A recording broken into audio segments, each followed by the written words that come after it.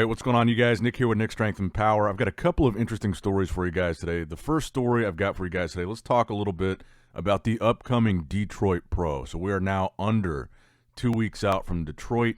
Starting with Classic Physique, the Physique update that you're looking at right here is the latest Physique update from Matt Greggo. And Matt Greggo obviously made a lot of noise at the Arnold Classic this year in Classic Physique.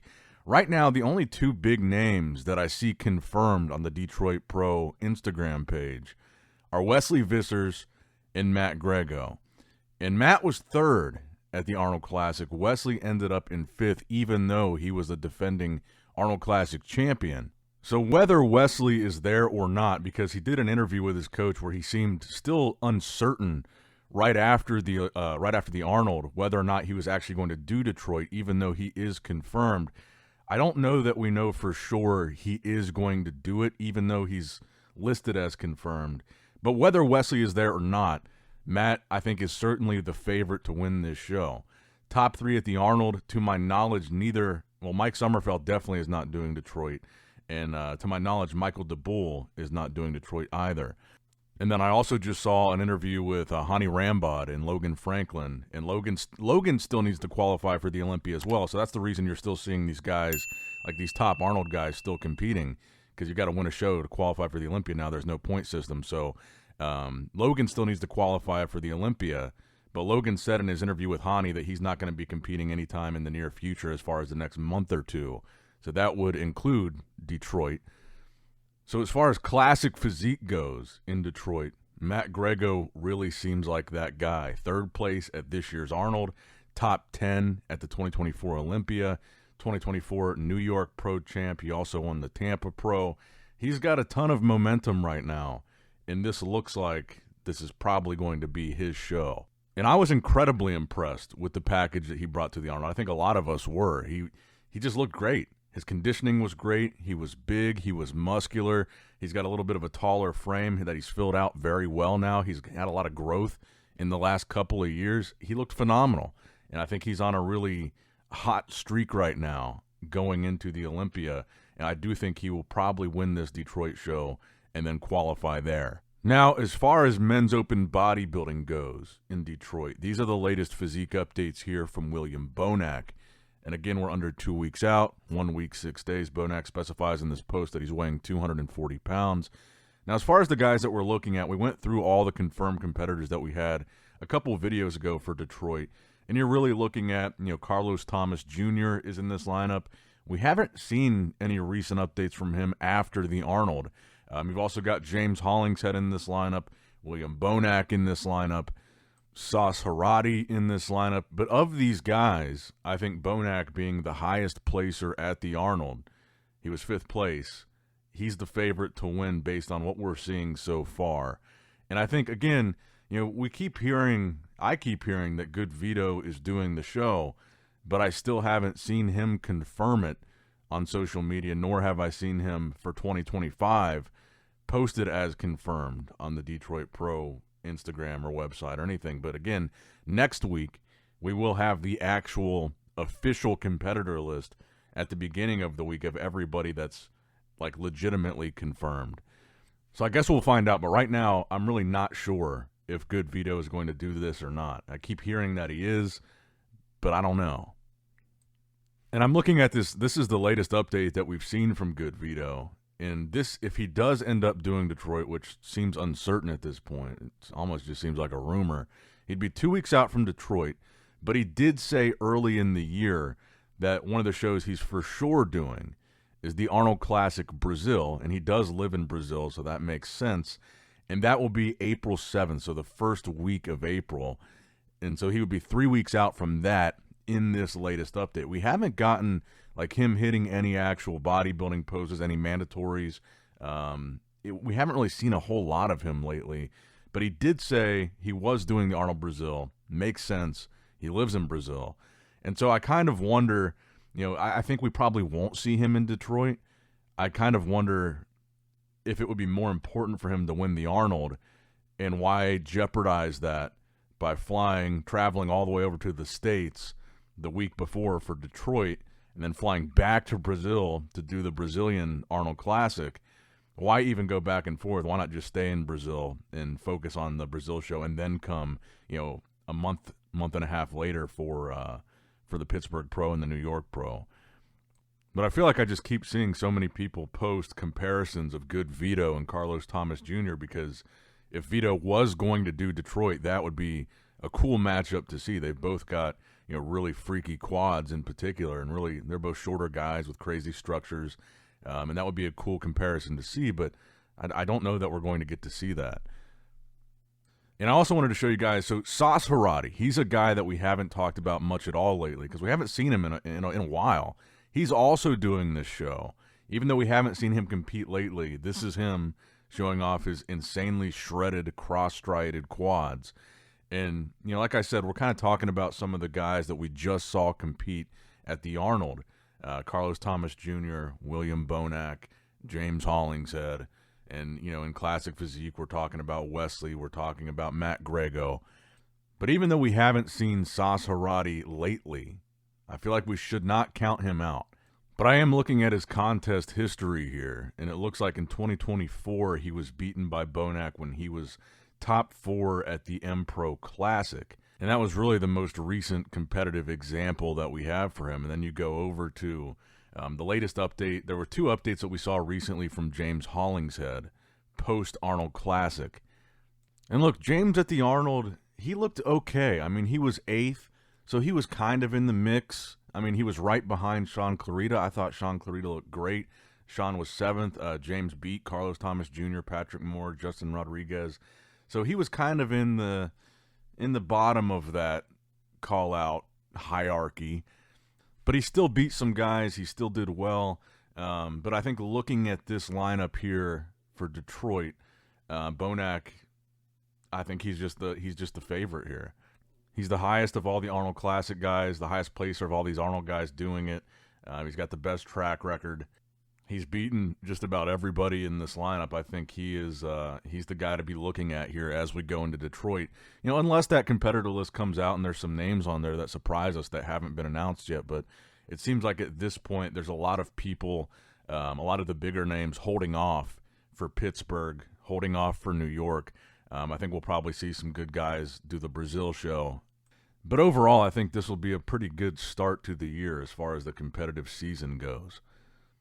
Now, next up in the news, last night I watched maybe 3 or 4 different podcasts all about this, whole Bob Ciccarello, Nick Walker, and now Arnold Classic thing, including this one that you're looking at here, which I thought was really good. I think Ron Harris does a really good job with being as neutral and asking good questions as he possibly can. So this was the one that I thought was the most illuminating of all the different podcasts that I was watching last night about the Bob and Nick, Bob and Arnold, Bob and Men's Physique, Bob and Athletes Rep. I thought this was a really good one. So I've really already talked about Bob and Nick. I think that's kind of a moot point. Like I said, I don't think that Bob and Nick have any legitimate beef. I think that, he said that Nick's going to place 8th at the Olympia. I personally don't think he's going to be that bad. He said he doesn't think Nick's going to be able to win the Olympia this year. I think that's a totally fair criticism opinion to have. I thought some of this stuff, like I said in the other video, I thought some of the stuff about saying Nick never would have turned pro back in the day, that kind of felt like a cheap shot or a low blow. But, really, he's not saying anything super extreme. Like I said, I think it just comes from the standpoint of people view him as like synonymous with the Olympia, and people view him as this athlete's rep position, which he had claimed for a while. He is now no longer claiming it. And I mean, look, he kind of clarified in this podcast with Ron, he doesn't work for the IFBB. He's not on the IFBB payroll. He's not the athlete's rep anymore. And as far as the Olympia goes, he's not a judge. He's not the promoter. He's not Jim Mannion.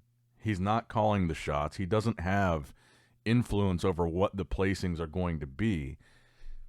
So whether it came across unprofessional or not, him criticizing Nick, I think he's totally, entitled to say his opinion. So we're kind of past that.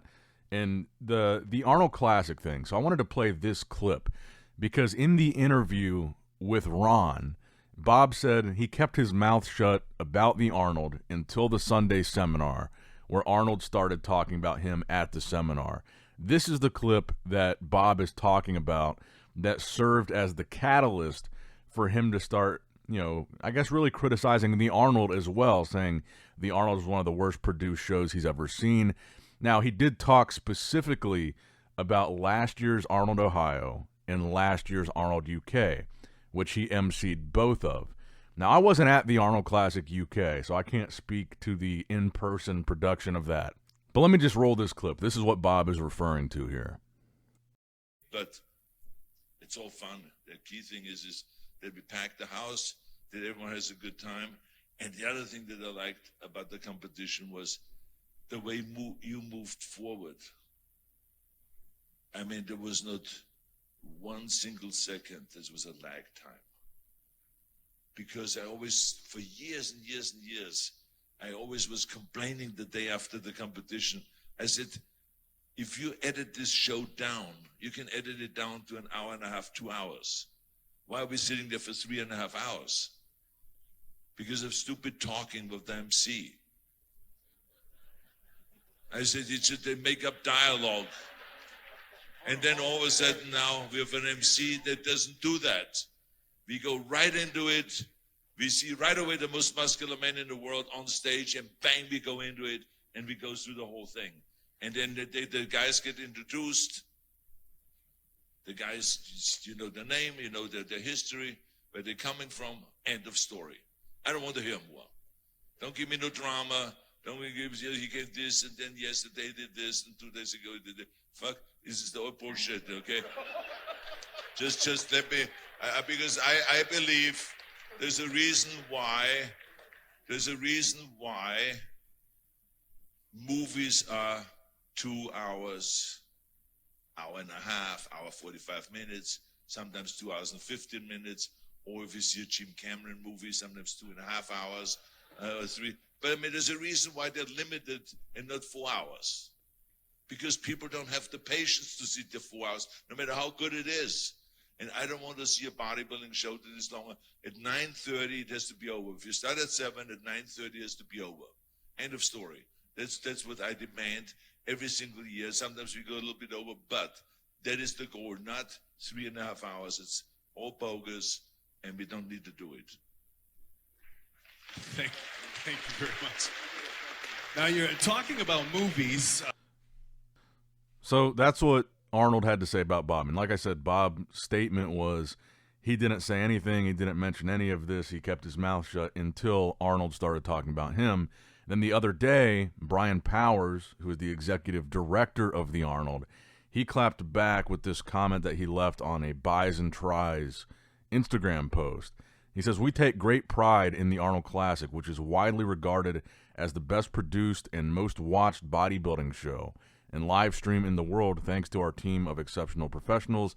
It's unfortunate that Bob chose to use his platform to criticize our production team, a group that includes Olympic broadcasters, award-winning directors of major network specials, including Donald Trump's inauguration, and the largest independent production company creating content for ESPN. Additionally, our event chairman is among the most prepared and accomplished live event producers I've ever had the privilege of working with. While his remarks are both inaccurate and unprofessional, I do want to recognize Bob's past contributions to the Arnold and the sport of professional bodybuilding. We wish him the best in his future endeavors." Now, this is just one thing that I do really disagree with Bob on. Because what are we saying here? I mean, I think every bodybuilding fan would probably unanimously agree.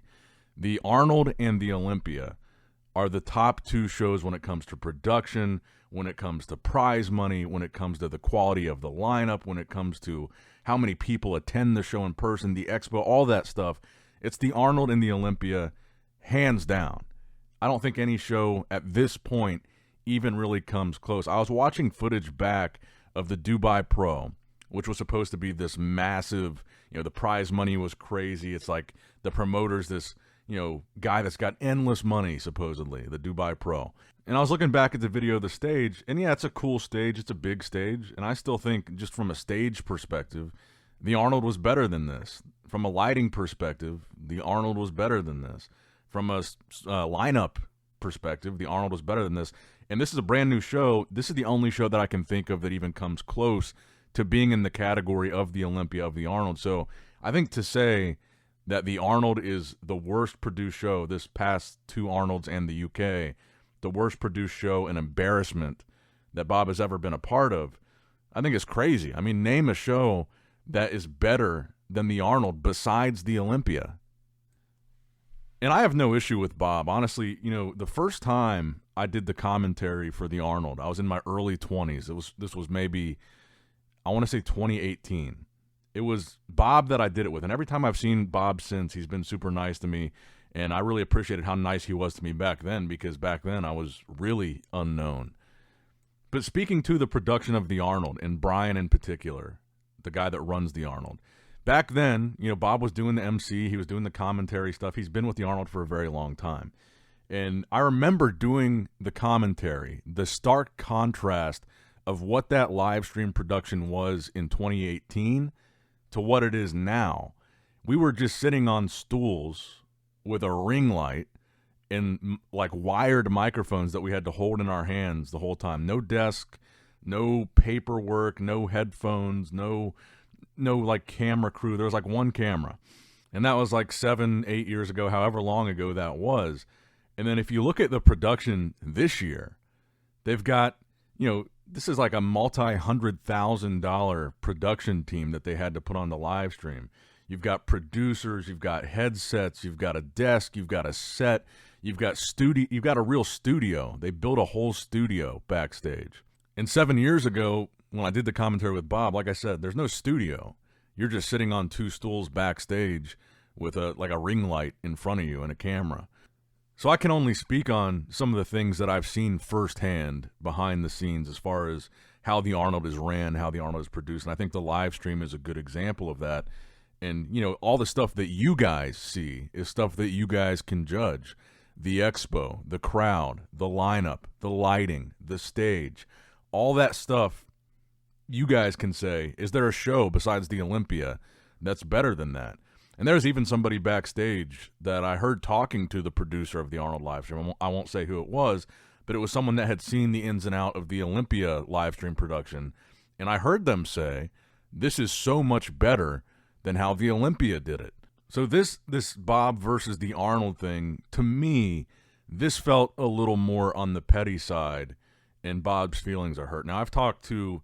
So Bob is saying on this podcast, the one with Ron, Bob is saying he wasn't fired, he quit, and he wouldn't have come back even if they asked him because the last show was such an embarrassment.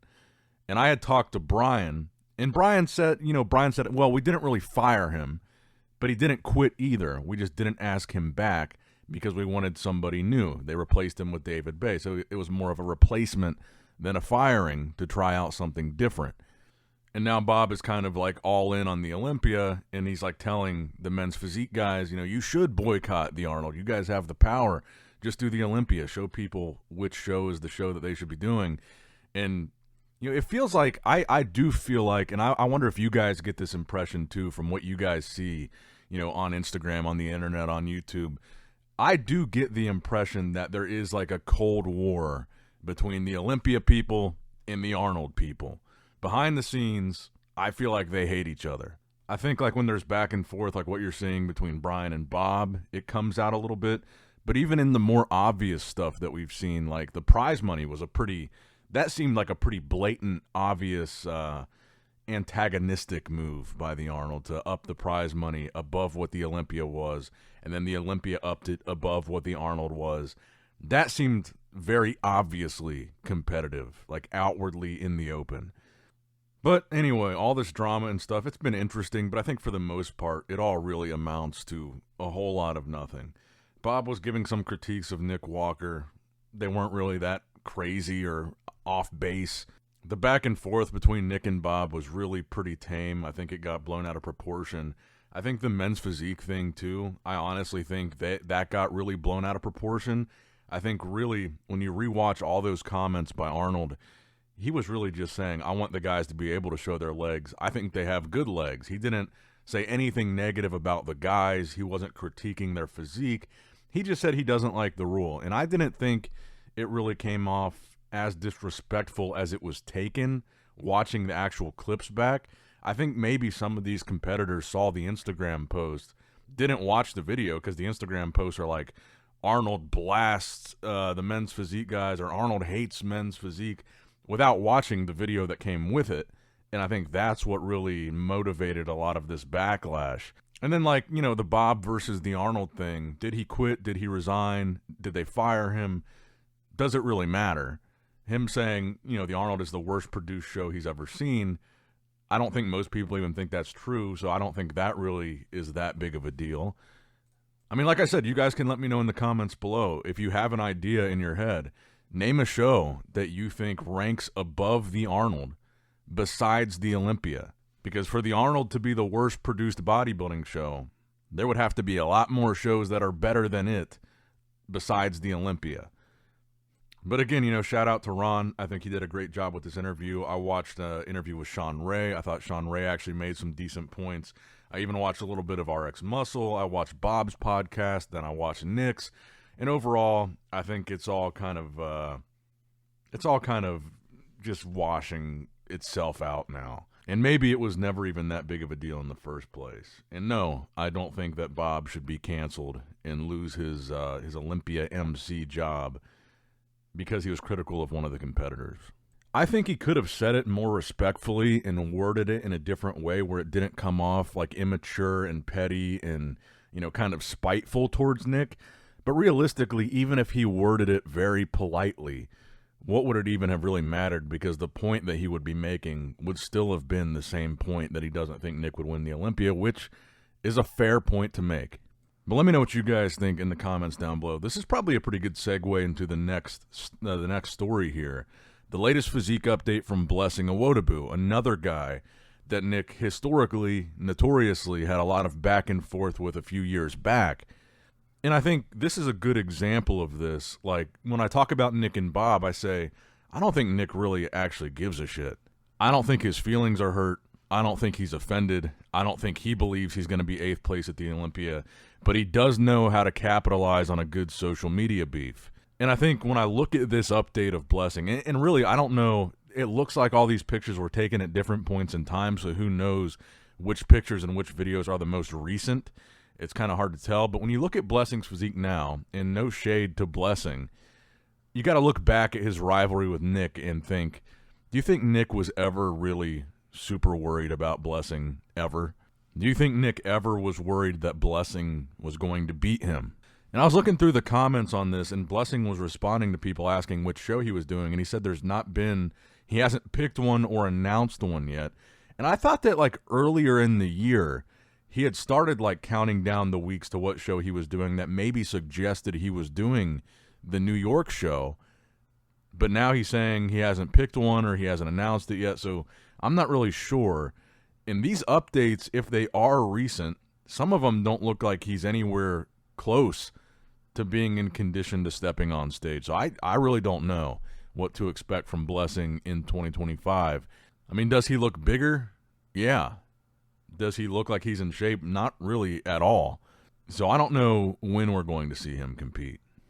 But let me know what you guys think in the comments down below. Now, next up in the news, we got a new physique update, a couple new physique updates from Michael Krizo. Again, he is competing in the Pittsburgh Pro, so he would be just under 8 weeks out in these updates. He's weighing 288 pounds, coming off that shoulder surgery that he had towards the end of 2024. And it's kind of crazy to look at these updates and think about the fact that he just had surgery, you know, however many months ago. Maybe it was like 6 months-ish, maybe less than that. And look how he's just completely returned to his freaky mass monster self. You look at these pictures and you would never know that one of those shoulders was just operated on. I'm really looking forward to seeing Krizo back on stage. I hope there's no significant imbalance in his shoulders or any imbalance from left to right caused by the shoulder injury. I hope he's back to 100%.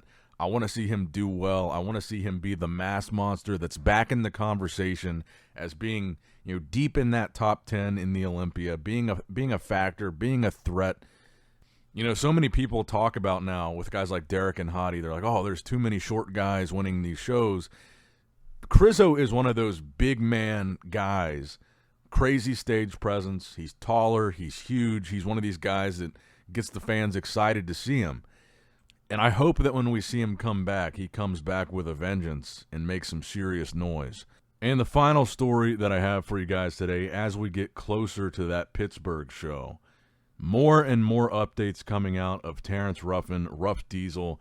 In particular, man, that front double bicep that he's been hitting is just, it's gnarly. And I hope that Terrence goes on like a generational run. He said he's talking about potentially doing 4 or 5 shows in 2025. And I hope he just goes on a tear and wins all of them going into the Olympia and really rebuilds that momentum and re-solidifies himself as he is that guy. I see these updates and I can see a world where Terrence is back in that top 2 at the Olympia. This is a incredible physique, and I actually saw a video version of it as well. The video, crazy. I mean, Terrence just looks amazing. I'm rooting for Terrence. There's so much great new young talent coming up right now in classic physique, but Terrence has just been around for so long. I want to see kind of the old dog come back and be a major factor at the Olympia, crushing shows like Pittsburgh. Because even though he's been around for a while, he's still a relatively young guy. And I just look at this physique and I'm like, man, this is the type of classic physique that I really like. I think Terrence just looks downright phenomenal. But that's going to wrap it up for the video, guys. I hope you did, in fact, enjoy it. Make sure you like the video, subscribe to the channel, click that bell notification icon, all that good stuff. And as always, I love you guys, appreciate you guys. Nick Strength and Power signing out. All right, guys, don't forget to click that like button and subscribe to this channel if you enjoy the content. Also, check out my Instagram at Nick Strength Power. My Facebook page, which is simply Nick Strength and Power. My secondary YouTube channel, Nick Strength and Vlogs, for vlogs and bonus content that you will not see on this channel. And consider subscribing to my third YouTube channel, Nick Strength and Pokemon, which is all things Pokemon and trading card games, completely unrelated to this channel. So if you're into that, give that one a look. And all links to merchandise and social media will be in the description box below. If you guys want a Nick Strength and Power t-shirt, that will be in the Shopify link below. Have a great day.